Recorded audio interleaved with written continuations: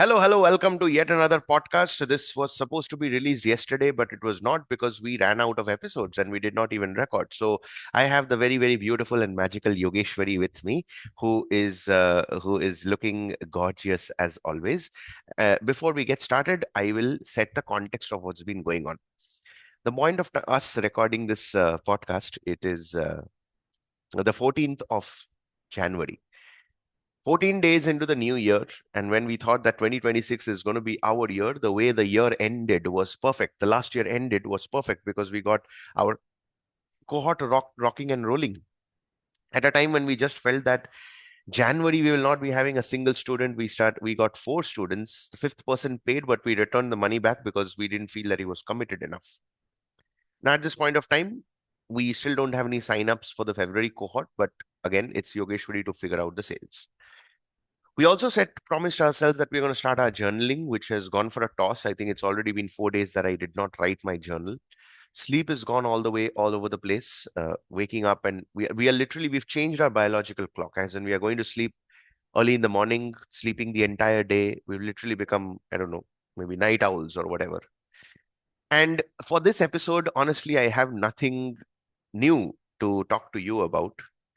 And that's why I'm throwing this whole context right in front of Yogeshwari, who is going to be navigating with us through this conversation. So, what I thought is this podcast is supposed to be something where you get a sneak peek of how do we talk through a problem and how do we even kickstart working towards a solution. And that's the context for today's podcast.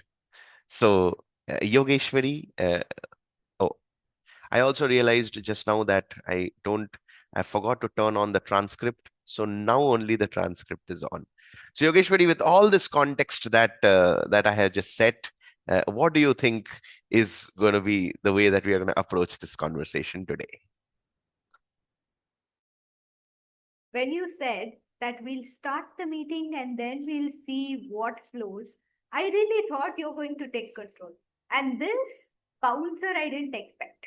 With all the context, Yogeshwari leads the show. Wow. What a way to open a meeting. And yeah, things are not in place. And that's where we are right now. Previously, had this been old Yogi and Surya, we would have been beating ourselves up, cursing ourselves out, and we would have been telling that we are good for nothing, everything is gone for a toss, nothing can be reverted, that's it, our fate is over, the world is going to end, the roof is going to fall on the head, and I'm going to die. So, this is what would be the emotion while he's running, had it been the old Yogi and Surya. But right now we know that things may go off and it can always be brought back. So with that context, Surya, I would want us to approach that uh, this can be a setback, but when you fall, it's not about you falling, it's about how you're going to get up from that, right? Are you going to tell me that I'm too beautiful to look at? Is this hand raised for that? No. I want to set one more small little context that is something that I keep telling Yogeshwari. So she was working in one of this companies. They were about mm, career coaching and all. And while it was a beautiful place to work with, the kind of people she was working with were amazing and all. But I kind of started to realize, I mean, you are obviously the average of the five people you spend most time with, isn't it? So Yogeshwari was spending a lot of time with all the people, mid-career folks and the fellow coaches as well. And she developed a very nice little disease called as the Gyan box. The meaning of that is whenever I ask and bring any problem to Yogeshwari, she will nicely first set the foundation of a lot of gyan. Like every setback is a comeback. And no matter how much you fall, you have to get up. You have to rise like a phoenix, all those things. Now, this is something that I did not want to be a part. As you can see, the fact that I'm using those words, she's yawning and she's falling asleep. That's exactly what happens when we receive any form of a gyan, any form of a superficial motivation as such. So I would love, Yogeshwari, if we can head on today's Snowy is getting pampered nicely. If we can head on today's episode with that laser focused approach of what is happening, why is it happening, what can we do about it, what can we do to solve it, and how can we completely take control, like how we did, if you recall, the during that month of October to November, that the 21-22 day period, where every single day we were doing whatever it is that was there. Are both of them sleeping, or am I singing a lullaby?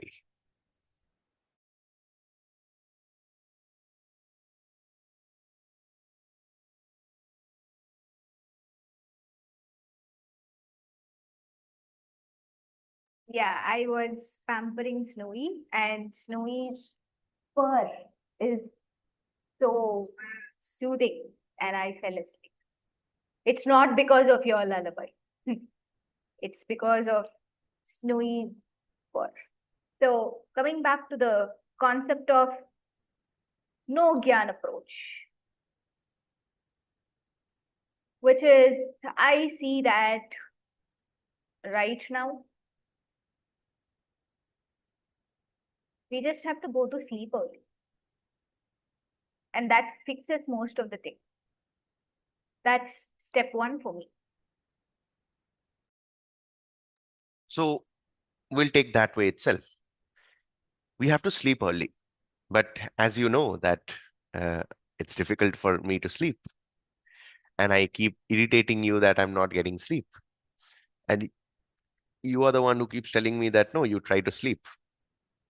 But then the same thing goes on over and over again. And by the time I go to sleep, it's 5 a.m. in the morning, 6 a.m. in the morning. So if we have to tackle this problem itself, not going to sleep, first of all, do you feel that if we go to sleep on time, everything else falls in place? Yeah, if you go to sleep on time, everything falls in place, and use the most intoxicating sleeping pill that you have, no? Reading books. Read yourself to sleep. That's my approach. Okay, so now if that's the approach, then the question comes is, why has it been 14 days since we have decided that we are going to do it? We did decide, right? We're going to journal, we're going to sleep and everything.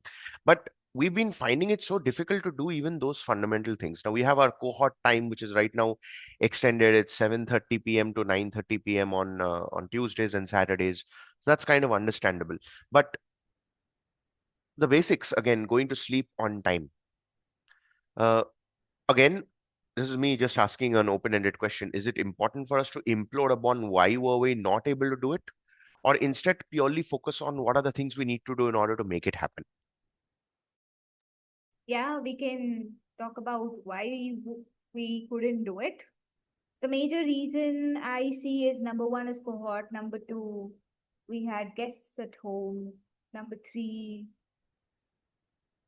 we actually, I think, loved spending more time during night talking, watching something.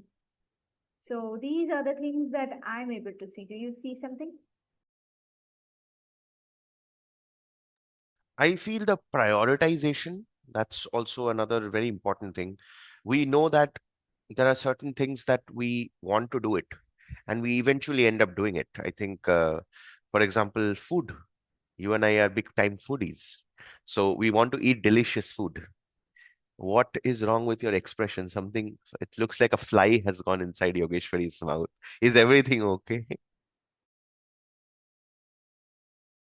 Okay. So prioritization is the biggest thing.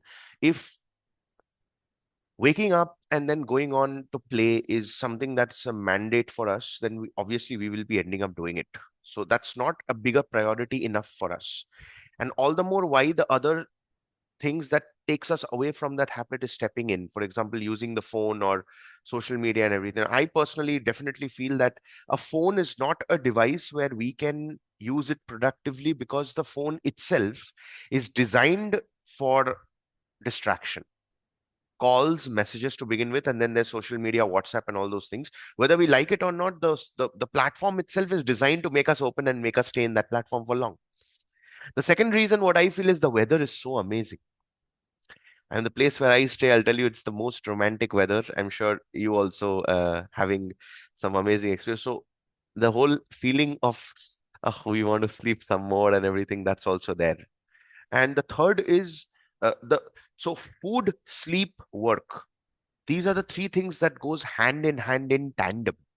And then each of these three things are broken down into the pre part of it, like what are the preparation that's needed in order to do it. For example, if we want to go to sleep, we need to go to sleep before in the night. We need to turn ourselves off from the devices. We need to, so all those things are there. And then the actual process of the thing, which is sleep. And then what do we do post waking up? That's also something that's unclear. And the more unclear things are, the more the brain does not have clarity. The more clarity that's not there, the more distractions that we go through. So these are my thoughts. So now, do you have anything to add, or do you feel we can head towards the solutions?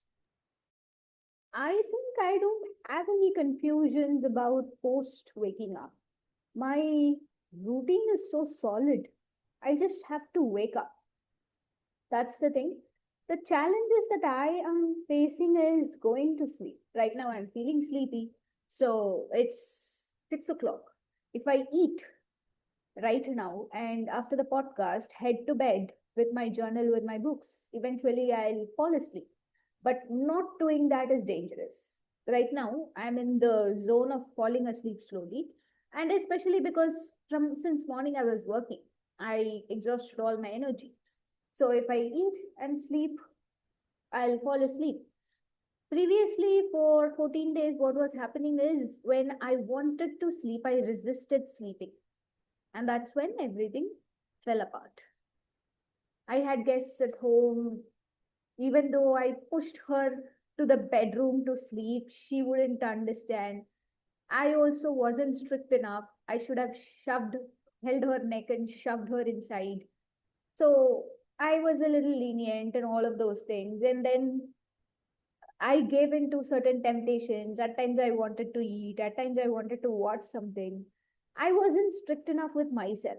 And the moment I cross that zone of falling asleep, then it's difficult to fall asleep. After that, it's all like an owl waking up all night. So that's the biggest challenge I see. And as you said, the priority matters and the importance matters. Priority of waking up, priority of the routine, priority of the health matters. As I'm not taking it seriously, I think that I have more time to spoil myself, spoil my health. That's what I see. So we can move on to solutions. How can we help ourselves? Now, uh, the very first thing obviously is to head to sleep. But somewhere I think an even bigger thing that comes down over there is there are three very subtle problems that comes in. First is not getting sleep. That's my major problem. The second thing is the body and the mind is not exhausted enough so that it'll get sleep. And the third thing is we need our entire thoughts and all those things to completely close and shut down so that the body slowly eases to sleep. So these are the three major reasons that I'm able to see for which the sleep is not happening. As these are not my problems, so I'll head to solutions. First of all, you're not getting sleep. That's not a problem. That's just a symptom. Now, the problem is your second point, which is you are not exhausted enough to fall asleep. Which means if you are sleeping during the day, your body is fully charged to work for next 16 hours. That's how the biology clock works. Your body clock works. So if you had just woken up, how do you expect you to fall asleep? It's not possible. Now you need to exhaust your body. Either you can exhaust your body or you can exhaust your mind by reading, going through courses. Right now it is 6 o'clock. go through courses or read or do some heavy load work for next 4 hours, eventually you will fall asleep and get tired by 10 o'clock.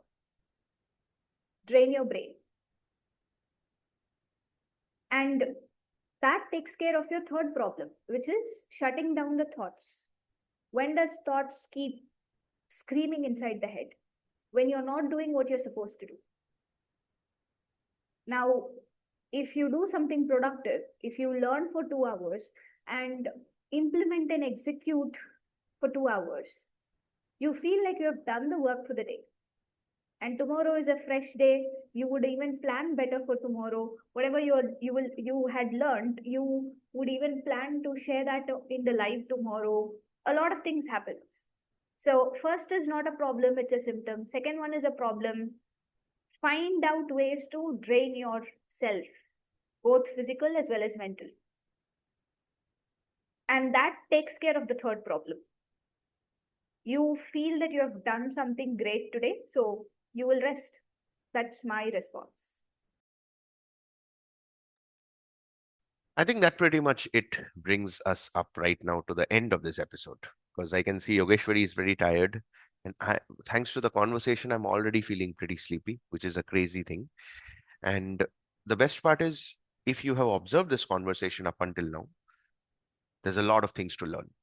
If you watch it in retrospection yet again, first of all, I had no clue what are we going to talk about. The second thing, when we don't have any clue of what are we going to talk about, we focused on the specific problem that's bothering us. But instead of specifically bothering, we went to the root cause of the problem, which Yogeshwari was able to help us find where exactly is it that we are going wrong.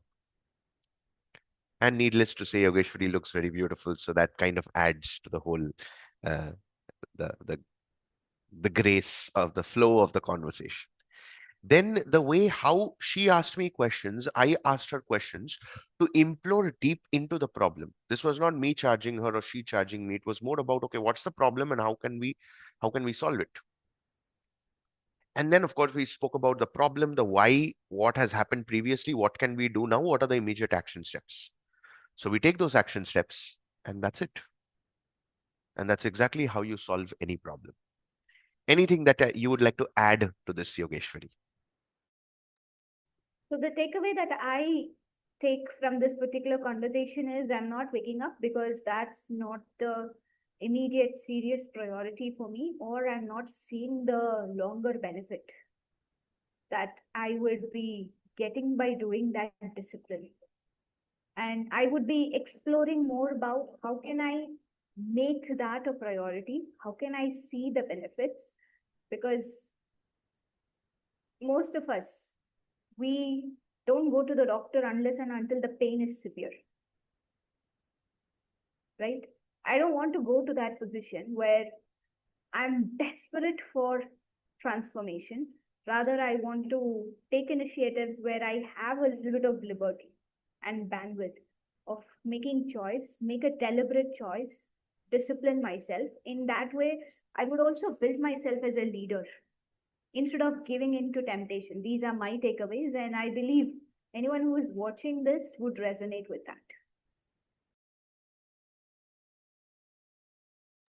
To finally conclude, I think at one end, takeaways and the action steps, that also plays an important role.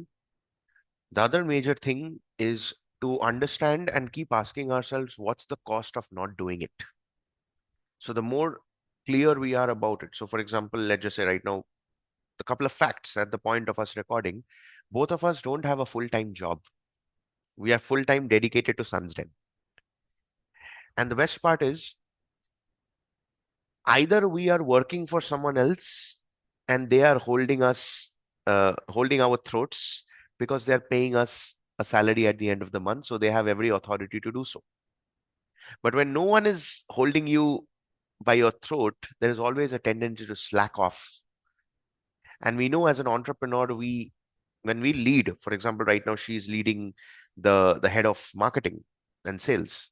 In terms of, if I even go into laser focused role, she's more focused into marketing so that there are leads generated and calls scheduled, appointment setter and lead generation.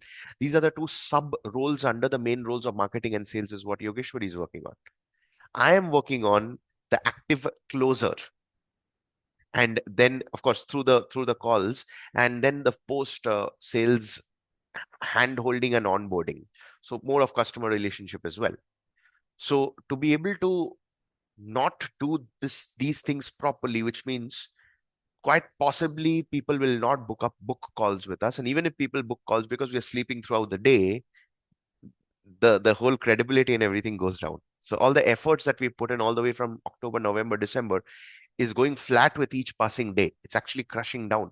So to be able to have that awareness also allows us to even at least force ourselves to do the things that we are meant to. So a lot of important points that came out. I'm sure it was a big learning lesson for you all as well. Of course, we don't want to record any further episodes today, but you will meet us again on Saturday, because that's when we will be doing certain set of work, and we will be able to come up with some amazing thoughts that we are doing back end. Again, this is the Sunsden podcast, which means anything and everything related to what we are doing on a personal and professional front that eventually takes the business forward is what you will learn through these podcast episodes. So big thank you, Yogeshwari, for joining in for today's episode, and we will see you in the next one.